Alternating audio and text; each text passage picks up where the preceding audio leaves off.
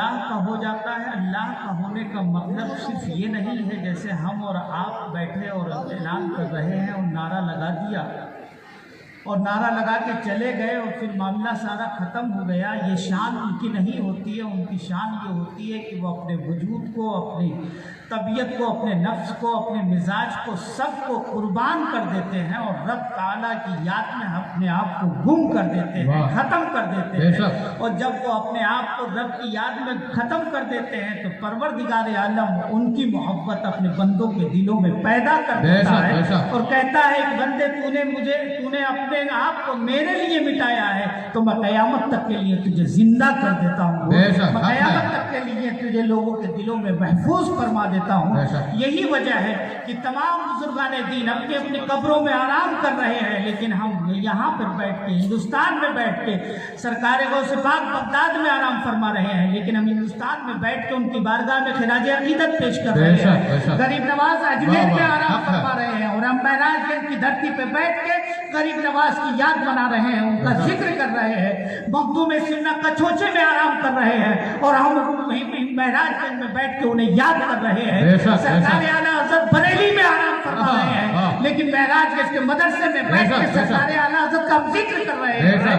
حضور احمد ملت مبارک پور میں آرام فرما رہے ہیں، لیکن یہاں بیٹھ کے ہم ان کو یاد کر رہے ہیں۔ یہ وجہ صرف اتنی ہے کہ وہ اللہ کے ہو گئے تھے، اللہ ان کا ہو گیا۔ وہ جس کا ہو جاتا ہے اس کی شان و عظمت یہ ہوا کرتی ہے، اسی کا خانہ کعبہ طواف بھی کیا کرتا ہے، اسی کے لیے خانہ کعبہ طواف کے لیے آگے بڑھا کرتا ہے، استقبال کیا کرتا ہے۔ حضرت رابعہ بصری ہیں، ایک دن اپنے گھر سے نکلتی ہیں، ارادہ کرتی ہیں کہ اب میں مکہ جاؤں گی، حج کروں گی۔ حضرت رابعہ بصری نکلی، اپنے گھر سے جب نکلتی ہیں، نکلنے کے بعد سجدے میں چلی جاتی ہیں، سجدے میں پہنچ گئی ہیں اور سجدے ہی کے عالم میں آگے بڑھ رہی ہیں، سجدے سے سر نہیں اٹھایا ہے۔ 7 سال میں بصرہ سے حرم کے قریب پہنچتی ہیں، قریب تھا کہ قدم حرم شریف میں رکھتی، اسی وقت جو ہے عورتوں کو جو عارضہ لاحق ہوتا ہے حضرت رابعہ بصری کو لاحق ہو جاتا ہے۔ حضرت رابعہ بصری 7 سال میں پہنچی ہے، سر اوپر اٹھاتی ہے، اپنے رب سے کہتی ہے میرے پروردگار اگر تیری مرضی نہیں ہے تو تیری بندی کی بھی مرضی نہیں ہے۔ 7 سال نہیں 700 سال تک بھی میں سر رکھے رہتی اور تیری مرضی یہ نہیں ہے کہ میں تیرے گھر میں قدم رکھوں تو تیری بندی کی بھی یہی مرضی ہے کہ قدم نہیں رکھے گی۔ میری کوئی مرضی نہیں ہے، جو تیری مرضی ہے وہی میری مرضی ہے۔ جب یہ شان پیدا ہوتی ہے، جب اس طریقے سے رابعہ بصری نے قربانی دی ہے، ذرا غور تو کیجئے، 7 سال تک سر رکھے ہوئے ہیں، سر سجدے میں رکھ کر آگے بڑھ رہی ہے، 1 انچ بھی سر اٹھا کے آگے نہیں بڑھی ہے اور سجدے میں سر اٹھا کر سر رکھ کے آگے گھسیٹتے میں آگے بڑھ رہی ہے۔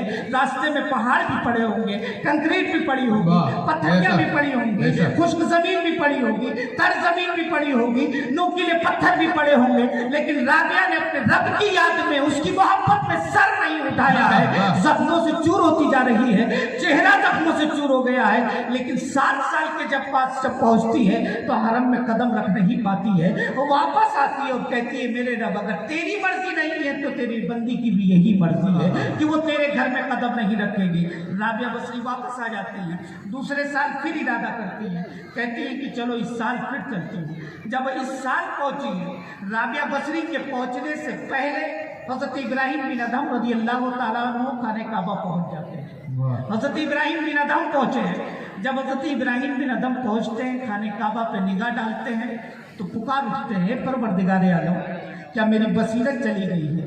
میری بصارت اور میری بصیرت کیا چلی گئی ہے؟ میری روحانیت چلی گئی ہے؟ جواب آتا ہے کہ کیا بات ہے ابراہیم، اس طریقے سے کیوں سوال کر رہے ہو؟ حضرت ابراہیم کہتے ہیں کہ میں خانہ کعبہ کو دیکھ رہا ہوں تو خانہ کعبہ کی نورانیت نہیں دکھائی دے رہی ہے، روحانیت نہیں دکھائی دے رہی ہے، خانہ کعبہ سے پتھروں کا ڈھیر دکھائی دے رہا ہے۔ مولا ماجرا کیا ہے؟ جواب ملا کہ اے ابراہیم خانہ کعبہ کسی کے استقبال میں گیا ہوا ہے، خانہ کعبہ کسی کے استقبال میں گیا ہوا ہے۔ حضرت ابراہیم پکار اٹھتے ہیں اے پروردگار عالم تیری بارگاہ میں تو اس شان سے آیا ہوں کہ جب میں گھر سے نکلا تھا تو ہر قدم پہ میں 2 رکعت نماز نفل پڑھ رہا تھا، ایک قدم رکھتا تھا 2 رکعت نماز پڑھتا تھا، دوسرا قدم رکھتا تھا پھر 2 رکعت نماز پڑھتا تھا۔ اس طریقے سے حضرت ابراہیم بن ادھم 14 سال میں خانہ کعبہ کے پاس پہنچے تھے، 14 سال میں خانہ کعبہ پہنچے पहुंचे हैं। हजरत इब्राहिम कहते हैं परवरदिगार आलम मैं तो इस शान से आ रहा हूँ, वो तेरा बंदा किस शान से आ रहा है कि खाने काबा उसके इस्तेकबाल में गया है। दुनिया खाने काबा के लिए आती है और आज खाने काबा किसी के लिए गया है। मौला वो किस शान से आ रहा है, इशारा होता है इब्राहिम जरा पलट के देखो, इब्राहिम जरा घूम के देखो, इब्राहिम जरा चेहरा फेर के देखो।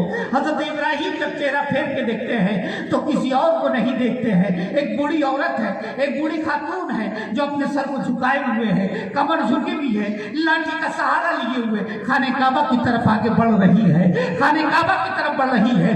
हजरत इब्राहिम पुकार उठते हैं, कहते हैं ए खातून तू किस शान से आ रही है कि आज खाने काबा तेरे इस्तेकबाल में गया है। दुनिया खाने काबा के लिए आती है और खाने काबा तेरे लिए गया है, तू किस शान से आई है। तो हजरत राबिया बसरी ने जवाब दिया था ऐ इब्राहिम बिन आदम मैं किसी शान से नहीं आई हूँ, शान से तो आप आ रहे हैं कि हर कदम पे 2 रकात नमाज पढ़ रहे हैं। मलयाला के फरिश्तों में भी, बुजुर्गों की बारगाह में भी, तमाम बुजुर्गों में ये चर्चा है कि इस शान से, जिस शान से इब्राहिम बिन आदम मक्का पहुंचे हैं, इस शान से आज तक कोई नहीं गया है। ये चर्चा तो तुम्हारा है, मेरा नहीं है। तब इब्राहिम कहते हैं तो फिर खाने काबा तेरे इस्तेकबाल के लिए क्यों गया था। तो हजरत राबिया बसरी कहती हैं ऐ इब्राहिम बिन आदम मैं तो आजिज़ी और इंकिसारी को सवारी बनाकर उस पे सवार होकर अपने रब के हुजूर आ रही थी, लेकिन मेरे रब को, मेरे परवरदिगार को मेरी ये आजिज़ी इतनी पसंद आई है कि उसने अपने घर ही को मेरे इस्तेकबाल के लिए भेज दिया है, मेरे घर में इस्तेकबाल के लिए भेज दिया है। ये शान कब पैदा होती है, मन काना लिल्लाहि काना अल्लाहु लहू, जो अल्लाह का हो जाता है और अल्लाह उसका हो जाता है तो उसकी ये शान होती है कि खाने काबा भी उसका इस्तेकबाल। नारे तकबीर। मेरे अजीज दोस्तों और बुजुर्गों, जरूरत इस बात की है इन बुजुर्गों की सीरत पढ़ के, इन बुजुर्गों की सीरत सुन के कि हमें भी अपने रब को राजी करना है, हमें भी अपने रब को राजी करना है। अगर वो राजी हो गया तो फिर किसी को राजी करने की जरूरत नहीं, लेकिन वो राजी होगा, लेकिन हमें थोड़ा सा तैयार होना होगा, उसकी बारगाह में अपने दिल को झुकाना होगा, उसकी बारगाह में अपनी पेशानी को झुकाना होगा, उसकी बारगाह में अपने आंसुओं को गिराना होगा। और जिस दिन हमने दिल के साथ दिल को तड़पा कर अपने रब की बारगाह में 2 आंसू गिरा दिए, हमारा रब जरूर राजी हो जाएगा, क्योंकि वो खुद फरमाता है इन्नल्लाह गफूरुर रहीम, बेशक अल्लाह ही बख्शने वाला है और अल्लाह ही रहम फरमाने वाला है, अल्लाह ही बख्शने वाला है, वही रहम करम करने वाला है। तो मेरे अजीज दोस्तों और बुजुर्गों, जरूरत इस बात की है कि हम अपने रब को राजी कर लें। वहां तो बहाना तलाशा जाता है, रब जब बख्शने पे आता है तो बहाने तलाशे जाते हैं और एक बहाना मिलता है, रब ताला बख्श देता है। बड़े बड़े पापियों को रब ने बख्शा है, बड़े बड़े गुनहगारों को बख्शा है, बस एक बहाना था, उस बहाने के सदके में रब ने उन्हें माफ कर दिया है। जा रहे हैं हजरत फुज़ैल बिन अयाज़ की जिंदगी का जरा मुताला कीजिए। हजरत फुज़ैल बिन अयाज़ रज़ियल्लाहु ताला अन्हु हैं, जरा इनका बैकग्राउंड तो देखिए, इनकी पिछली जिंदगी तो देखिए, इनकी पिछली जिंदगी आप देखेंगे तो पता ये चलेगा कि ये जहाँ इमामुल औलिया है, इनकी पिछली जिंदगी ये थी कि ये डाकुओं के सरदार थे, डाकुओं के सरदार थे, डकैती डाला करते थे, डाका डलता था, लूटा करते थे, माल लूट लिया करते थे, जिंदगी गुजर रही थी। एक रोज जो है हजरत फुज़ैल बिन अयाज़ एक जंगल से गुजर रहे थे। अब जब जंगल से गुजर रहे थे तो आगे जंगल के बाहर निकलते हैं तो वहाँ देखते हैं कि एक बुजुर्ग कोई बैठे हुए हैं, बुजुर्ग नुमा बैठे हुए हैं, दाढ़ी है माशाअल्लाह, साफा बना हुआ है, सब्बा पहने हुए हैं, एक बुजुर्ग बैठे हुए हैं और चंद लोग उनको घेरे हुए हैं। कोई मुसाफा कर रहा है, कोई कदम चूम रहा है, कोई नजराना पेश कर रहा है, कुछ दे रहा है, कोई इनाम दे रहा है, कुछ हजरत की बारगाह में तोहफा पेश कर रहा है। हजरत फुज़ैल बिन अयाज़ ने सोचा कि यार ये धंधा सबसे अच्छा है, यानी ये धंधा सबसे अच्छा है, मेरा मुरीदी वाला धंधा सबसे अच्छा है, इससे अच्छा धंधा कोई है ही नहीं, ना कोई मेहनत लगे, ना कुछ हल्दी न चूना, और इसमें आसानी से नजराना मिलता रहेगा। और हजरत फुज़ैल सोचते हैं यार मैं रात भर डकैती डालता हूँ, अपनी जान को जोखिम में डालता हूँ, अगर कभी हत्ते चढ़ गया तो मारा भी जाऊँगा, तो क्यों ना यही धंधा इस्तेमाल करूँ। मैं भी अपने आप को बदल लेता हूँ, हुलिया बदल लेता हूँ, और कहीं बैठ जाऊँगा, लोग आने लगेंगे, हाथ चूमने लगेंगे, कुछ पढ़ पढ़ के फूक दूंगा, अल्लाह शिफा दे दिया करेगा। ये सोच कर उन्होंने अपना हुलिया चेंज कर लिया, बदल लिया। वो एक बुजुर्ग की शक्ल में आ गए, जुब्बा पहन लिया, दाढ़ी बढ़ा ली, साफा बांध लिया और अपना अब वो सोचने लगे कि अगर मैं अपने इलाके में बैठूंगा तो मेरे पास तो कोई आएगा नहीं, सब मुझको जानते हैं कि इसकी कहानी क्या है। तो उन्होंने सोचा कि चलो ऐसा करते हैं कि इस इलाके से, अपने इलाके से दूर कहीं दूसरे इलाके में बैठते हैं जहाँ कोई मुझको जानता नहीं है। हज़रत फ़ुज़ैल बिन अयाज़ रज़ियल्लाहु ताला अन्हु वहाँ से निकलते हैं, दूसरे इलाके में पहुँच जाते हैं और जब इलाके में पहुँचे वहाँ बैठ गए।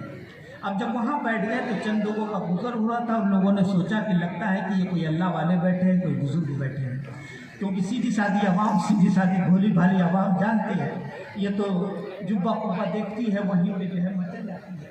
इसी तरीके से वो आवाम भी मचल गए, लोग उनके पास बैठने लगे, उनसे गुफ्तगू करने लगे, उनसे कहने लगे हुजूर दुआ कर दीजिए, फला परेशानी वगैरह वगैरह सब कुछ होने लगा और लोग उनसे मुसाफा करने लगे, उन्हें नजराना देने लगे। कुछ दिन गुजरा तो उन्होंने कहा यार उस ज़िंदगी से ये ज़िंदगी अच्छी है, इत्मीनान से इज्जत के साथ जो है ज़िंदगी गुजर रही है। लेकिन उसी में कुछ लोगों ने जिद की कि हज़रत हमें मुरीद कर लीजिए। हज़रत ने मुरीद भी करना शुरू कर दिया। अब मुरीद करते गए तो मुरीद करते गए। अब चंद मुरीद ऐसे भी थे जिनको नसीहत की जाती है, पीर साहब नसीहत करते हैं कि भाई नमाज की पाबंदी करना, झूठ कभी मत बोलना, अल्लाह का जिक्र करते रहना, गुनाहों से बचते रहना। उन मुरीदों ने उस पर सच्चे दिल से अमल करना शुरू कर दिया कि वो नमाज के भी पाबंद हो गए, अल्लाह का जिक्र भी करने लगे, रात को नवाफिल भी पढ़ने लगे और इबादत में अपना सारा वक्त गुजारने लगे। इसके सदक़े में परवरदिगार आलम ने उन मुरीदों को वली बना दिया। वो सारे के सारे जितने भी मुरीद थे, एक हल्का था, वो सब के सब जो है अल्लाह के वली बन गए, अल्लाह के बरगुज़ीदा बंदे बन गए। अब एक रोज़ वो लोग कश्फ कर रहे थे, कश्फ के जरिए वो देख रहे थे कि सारे औलिया जो है अर्श की तरफ जा रहे हैं, लेकिन सारे अल्लाह वाले दिखाई दे रहे हैं, सारे बुजुर्ग दिखाई दे रहे हैं, लेकिन हमारे पीर साहब नहीं दिखाई दे रहे हैं कि हमारे पीर साहब कहाँ हैं, किस रास्ते से जा रहे हैं, कहाँ हैं। कई रोज़ इसी में गुजर गए, लेकिन हज़रत फ़ुज़ैल जब दिखाई नहीं दिए तो मुरीद थे बेचारे, दिल तड़प जाता है। कहते हैं कि काश एक बार हमारे हज़रत भी इधर से गुजरते तो हम देख लेते। एक मुरीद ने दूसरे मुरीद से कहा यार हम सब दिखाई देते हैं लेकिन हमारे हज़रत नहीं दिखाई देते हैं। तो उस मुरीद ने जो जवाब दिया तो उसने कहा था कि तुम बेवकूफ़ हो, अभी तो तुम मुरीद हो, अब पीर का रास्ता जानने लगे हो। वो किस खास रास्ते से जानते हैं, हमारे पीर बहुत बड़े बुजुर्ग हैं, वो एक खास रास्ते से जाते हैं, अभी उस रास्ते तक हमारी पहुंच नहीं है। जब उस रास्ते तक हमारी पहुंच हो जाएगी तो हम अपने हजरत को देख लिया, ये कह के समझा दिया। लेकिन कुछ दिन जब गुजरते हैं तो फिर दिल मचलता है, तड़पता है कि काश एक मर्तबा को देख लिया। तो लोग मुरीदों ने मशवरा किया कि चलो चलते हैं और कहेंगे हजरत से कि हुजूर हम ये जानते हैं कि आप किसी मखसूस रास्ते से जाते हैं, एक बार जो है आम रास्ते से चले जाइए ताकि हम गुलाम देख लें तो हमारे दिलों को करार मिल जाएगा, सुकून मिल जाएगा, हमें इत्मीनान मिल जाएगा। जब हज़रत फ़ुज़ैल बिन अयाज़ से ये जुमले कहे हैं मुरीदों ने, हज़रत फ़ुज़ैल की आंखों में आंसू आ जाते हैं, होठ कपकपाने लगते हैं, बदन दरस जाता है।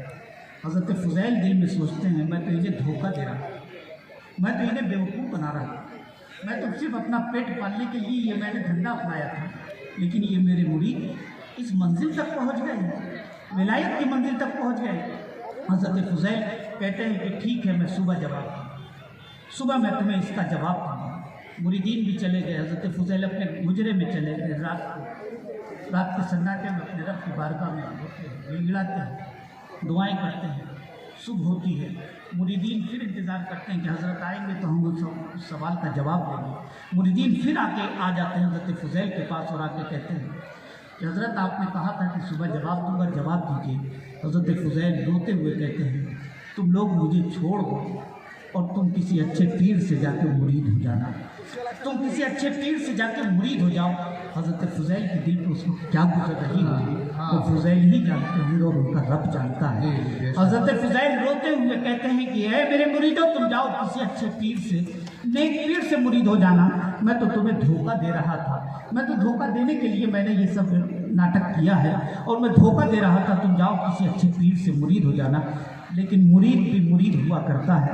मुरीदों ने कहा हुजूर हम भी ऐसे ही थे, हम भी आवारा थे, गुनहगार थे, لیکن توبہ تو ہم نے آپ کے ہاتھ پہ کی ہے، قبول تو رب نے ضرور کی ہے، لیکن ذریعہ آپ کے ہاتھ کو بنایا ہے تو ہم اس ہاتھ کو نہیں چھوڑ سکتے ہیں۔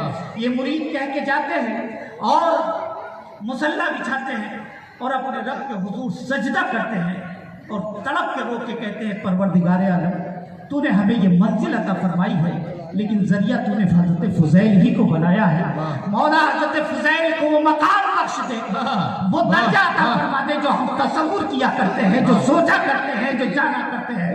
ادھر مریدوں کے آنسو گر رہے تھے زمین پر، ادھر حضرت فضیل کے درجات پروردگار بلند کر رہا تھا، ادھر سجدے مکمل ہوئے ہیں، ادھر حضرت فضیل امام الاولیاء بن گئے ہیں، تاج الاولیاء بن گئے ہیں۔ یہ بہانہ تھا رب کی بارگاہ میں، حضرت فضیل پہ امام الاولیاء بنا دیا ہے، اس کی بارگاہ میں ضرورت ہے، اس کی بارگاہ میں رونے کی ضرورت ہے، تڑپنے کی ضرورت ہے، گڑگڑانے کی ضرورت ہے، اور جس دن دل تڑپ کے گیا اس کی بارگاہ میں انشاءاللہ وہ ہم سے راضی ہو جائے گا، اور جب وہ راضی ہو جائے گا تو کائنات میں پھر کسی کو راضی کرنے کی ضرورت نہیں ہے، کسی کو راضی کرنے کی ضرورت نہیں ہے۔ تو میرے عزیز دوستوں اور بزرگوں، یہ اللہ والے جو بنے ہیں وہ ایسے ہی نہیں بنے ہیں، انہوں نے اپنے آپ کو تپایا ہے، اپنے آپ کو ختم کیا ہے، اپنے آپ کو وقف کیا ہے، اپنی ذاتوں کو قربان کیا ہے، اپنے نفس کو قربان کیا ہے، اپنی پوری زندگی کو قربان کر دیا ہے، اور رب نے ان کو چن لیا ہے اور ان کو یہ عظیم نعمتوں سے نوازا ہے۔